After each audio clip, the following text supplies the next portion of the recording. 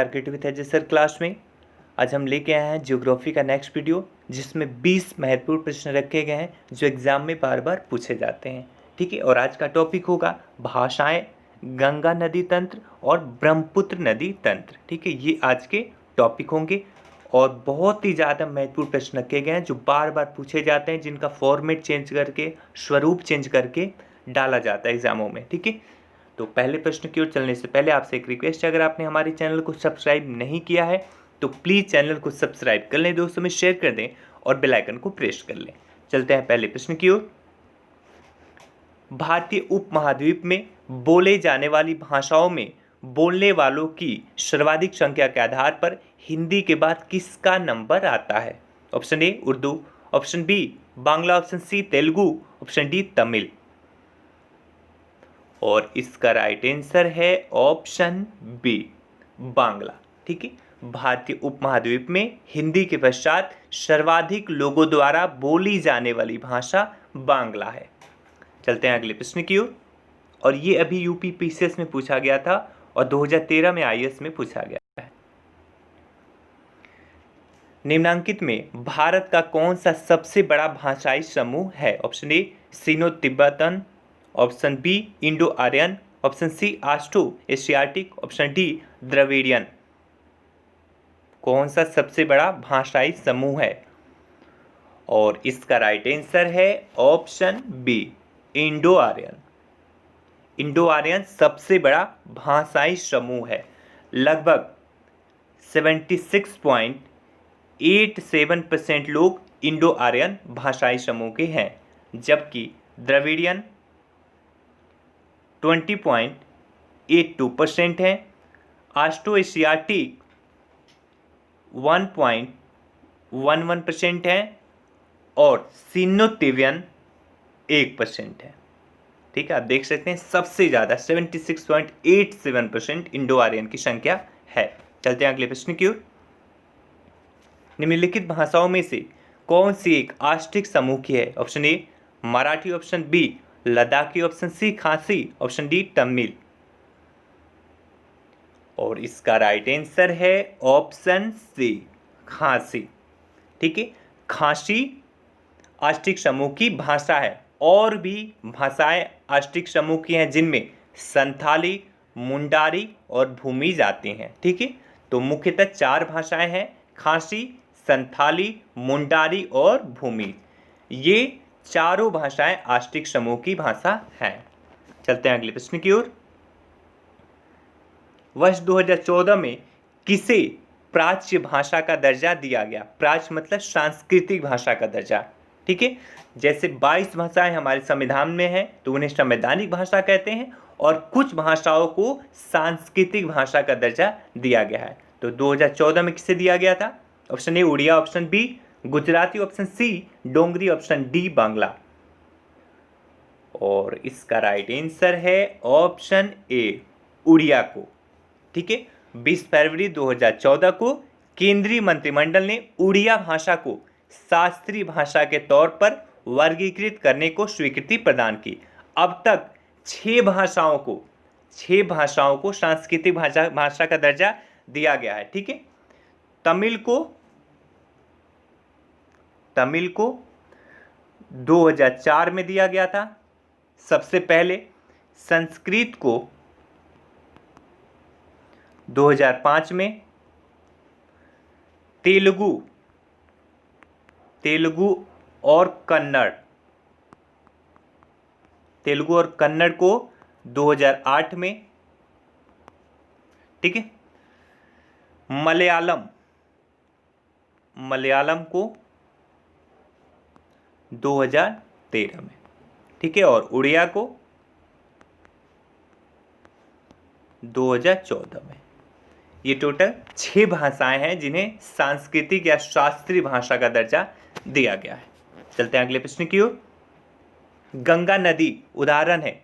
Option A पूर्ववर्ती अपवाह का, ऑप्शन बी अनुवर्ती अपवाह का, ऑप्शन सी अक्रमवर्ती अपवाह का, ऑप्शन डी परवर्ती अपवाह का।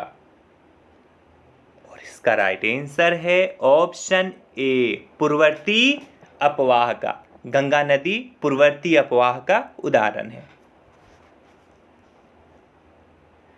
बांग्लादेश में गंगा नदी को पुकारा जाता है? ऑप्शन ए मेघना, option B Padma, option C Bhagirathi, option D Mahaganga. बहुत ही आसान प्रश्न है, गलत नहीं होना चाहिए। इसका राइट आंसर है ऑप्शन बी पद्मा। गंगा हरिद्वार में मैदानी भागों में प्रवेश करती है। झारखंड की सीमा पर स्थित राजमहल की पहाड़ी के उत्तर की ओर प्रवाहित होती हुई पश्चिम बंगाल के फरक्का नामक स्थान पर यह बांग्लादेश में प्रवेश करती है।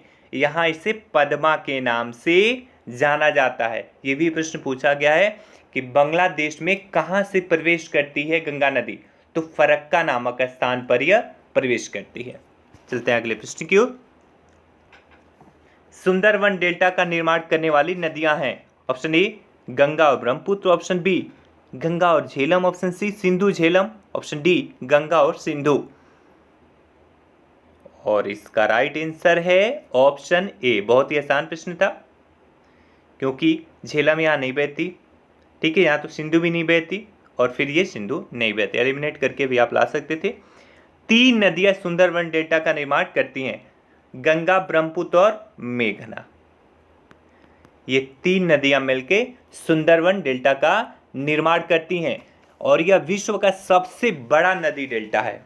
यह विश्व का सबसे बड़ा नदी डेल्टा है और इसका 2/3 भाग बांग्लादेश में है और बाकी 1/3 जो हिस्सा है वो भारत में है इसका, ठीक है। शेष भाग 2/3 बांग्लादेश में और शेष भाग है भारत में। चलते हैं अगले प्रश्न की ओर। गंगा की जलोढ़ मृदा की गहराई भूमि सतह के नीचे लगभग 6000 मीटर तक होती है। ऑप्शन बी 600 मीटर तक होती है, ऑप्शन सी 800 मीटर तक होती है, ऑप्शन डी 100 मीटर तक होती है। बहुत बढ़िया प्रश्न है और इसका राइट आंसर है ऑप्शन ए 6000 मीटर तक होती है, ठीक है। ओल्ड हम भूवैज्ञानिक हैं। ओल्ड हम के अनुसार गंगा के जलोढ़ निक्षेपों की मोटाई 4000 से 6000 है, ठीक है। Option A is the right. निम्नलिखित कथनों का परीक्षण करें एवं नीचे दिए गए कूट से सही उत्तर चुनें। फर्स्ट है देवप्रयाग अलकनंदा एवं भागीरथी नदी के संगम पर स्थित है। सेकेंड है रुद्रप्रयाग अलकनंदा एवं मंदाकिनी नदी के संगम पर अवस्थित है। थर्ड है अलकनंदा नदी बद्रीनाथ से बहती है। और फोर्थ है केदारनाथ आदि शंकराचार्य द्वारा स्थापित सबसे बड़ी पीठ के रूप में जानी जाती है या मानी जाती है। Option A 1 2 3, option B 2 3 4, option C 1 2 4, option D 1 2 3 4। Right answer बताएं। और इसका राइट आंसर है ऑप्शन ए 1 2 और 3 सही है, ठीक है। देवप्रयाग अलकनंदा एवं भागीरथी का संगम स्थल है। रुद्रप्रयाग अलकनंदा और मंदाकिनी का संगम स्थल है और अलकनंदा नदी बद्रीनाथ से बहती है, ये भी बिल्कुल राइट है। बाकी जो फोर्थ स्टेटमेंट है केदारनाथ आदि शंकराचार्य द्वारा स्थापित सबसे बड़ी पीठ के रूप में जानी जाती है, यह गलत है, क्योंकि केदारनाथ द्वारा स्थापित ये बद्रीनाथ में है, ठीक है। शंकराचार्य द्वारा स्थापित सबसे बड़ी पीठ बद्रीनाथ में है, ना कि केदारनाथ में। केदारनाथ में आदि शंकराचार्य का समाधि स्थल है, ठीक है। केदारनाथ में आदि शंकराचार्य का समाधि स्थल है, ठीक है, ना कि सबसे बड़ा पीठ है, ठीक है। 12 ज्योतिर्लिंगों में से 4 को इन्होंने 12 ज्योतिर्लिंगों में से 1 ज्योतिर्लिंग केदारनाथ में स्थित है, ठीक है। और आदि शंकराचार्य ने 4 शक्तिपीठों को स्थापित किया था, जिसमें एक बद्रीनाथ है, ठीक है। चलते हैं अगले प्रश्न की ओर। मंदाकिनी नदी किस जल प्रवाह अथवा मुख्य नदी से संबंधित है? Option A Alaknanda, option B Bhagirathi, option C Yamuna, option D Dhauli Ganga. तुरंत बताएं। और इसका राइट आंसर है ऑप्शन ए अलकनंदा, ठीक है। मंदाकिनी नदी चोराबाड़ी ताल से निकलती है। कहां से? चोराबाड़ी ताल से निकलती है। यह सोनप्रयाग में काली गंगा से मिलती है। कहां पे? सोनप्रयाग में ये काली गंगा से मिलती हुई आगे बढ़ती है। बद्रीनाथ के दक्षिण में रुद्रप्रयाग नामक स्थान पर यह अलकनंदा से मिलती है। ठीक है, बद्रीनाथ के दक्षिण में रुद्रप्रयाग नामक स्थान पर यह अलकनंदा से मिलती है। चलते हैं अगले प्रश्न की ओर। पूर्वी धौली गंगा सहायक नदी है। ऑप्शन ए अलकनंदा की, ऑप्शन बी काली नदी की, ऑप्शन सी गोमती नदी की, ऑप्शन डी शारदा नदी की। इसका राइट आंसर है ऑप्शन बी काली नदी की। पूर्वी धौली गंगा नदी काली नदी की सहायक नदी है। काली नदी लीपू लेक दर्रे के पास से काला पानी से निकलती है। इसकी प्रमुख सहायक नदियों में गोरी, कुथु जंगती, सरजू, लोहावती और लधिया आदि हैं। ठीक है, कहाँ से निकलती है काली नदी, पूर्वी धौली गंगा नदी? तो ये निकलती है लीपू लेक दर्रे के पास काला पानी से। चलते हैं अगले प्रश्न की ओर। उस नदी का नाम बताइए जो केदारनाथ से रुद्रप्रयाग के मध्य बहती है। Option A Bhagirathi, option B Alaknanda, option C Saryu, option D Mandakini. और इसका राइट आंसर है ऑप्शन डी मंदाकिनी। केदारनाथ से रुद्रप्रयाग के मध्य प्रवाहित होने वाली नदी मंदाकिनी है। ठीक है, क्योंकि रुद्रप्रयाग में आकर यह अलकनंदा से मिल जाती है। चलते हैं अगले प्रश्न की ओर। निम्नलिखित में से किस नदी के तट पर बद्रीनाथ का प्रसिद्ध मंदिर है? Option A Alaknanda, option B Bhagirathi, option C Mandakini, option D Ganga. और इसका राइट आंसर है ऑप्शन ए अलकनंदा। बद्रीनाथ का प्रसिद्ध मंदिर अलकनंदा नदी तट पर स्थित है, जबकि केदारनाथ मंदाकिनी नदी के तट पर स्थित है। केदारनाथ कहाँ पे? तो ये है मंदाकिनी नदी के तट पर, जबकि बद्रीनाथ का प्रसिद्ध मंदिर अलकनंदा नदी तट पर स्थित है। चलते हैं अगले प्रश्न की ओर। भागीरथी नदी निकलती है ऑप्शन ए गोमुख से, ऑप्शन बी गंगोत्री से, ऑप्शन सी तपोवन से, ऑप्शन डी विष्णुप्रयाग से। और इसका राइट आंसर है ऑप्शन ए गोमुख से। बहुत ही आसान प्रश्न था। भागीरथी गंगोत्री से लगभग 18 किमी दूर शिवलिंग शिखर के नीचे गंगोत्री हिमनद के गोमुख से निकलती है। ठीक है, भागीरथी नदी 18 किमी दूर शिवलिंग शिखर के नीचे गंगोत्री हिमनद के गोमुख से निकलती है। चलते हैं अगले प्रश्न की ओर। गंगा नदी एकमात्र सहायक नदी, गंगा नदी की एकमात्र सहायक नदी जिसका उद्गम मैदान में है को चिन्हित कीजिए। Option A Son, option B Sharda अथवा Saryu, option C Gomti, option D Ramganga. बहुत ही आसान प्रश्न है और इसका राइट आंसर है ऑप्शन सी गोमती। गोमती नदी का उद्गम क्षेत्र गोमत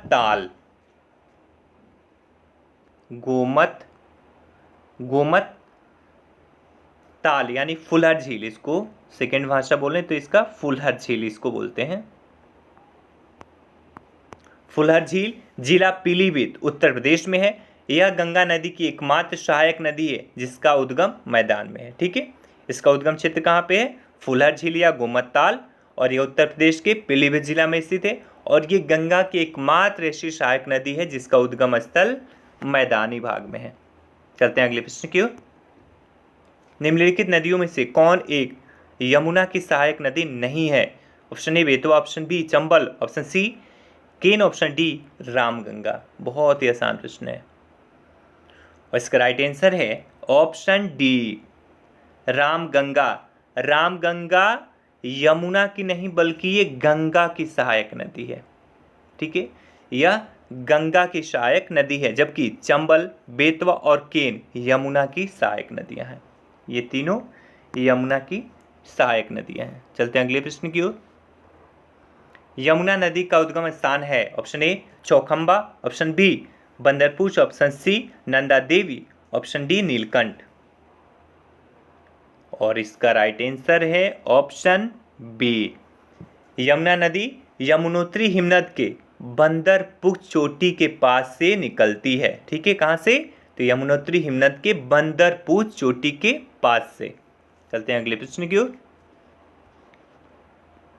निम्न में से कौन सी नदी यमुना नदी से नहीं मिलती है? Option A Ken, option B Betwa, option C Son, option D Chambal.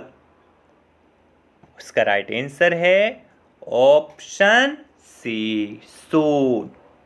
ठीक है, सोन जो है ये गंगा की सहायक नदी है, ये डायरेक्ट गंगा में मिलती है, ठीक है, ना कि यमुना नदी में। बाकी तीनों नदियां केन, बेतवा और चंबल, ये तीनों नदियां हैं यमुना की सहायक, ठीक है, लेकिन सोन है गंगा की सहायक नदी, ये डायरेक्ट गंगा में आकर मिलती है।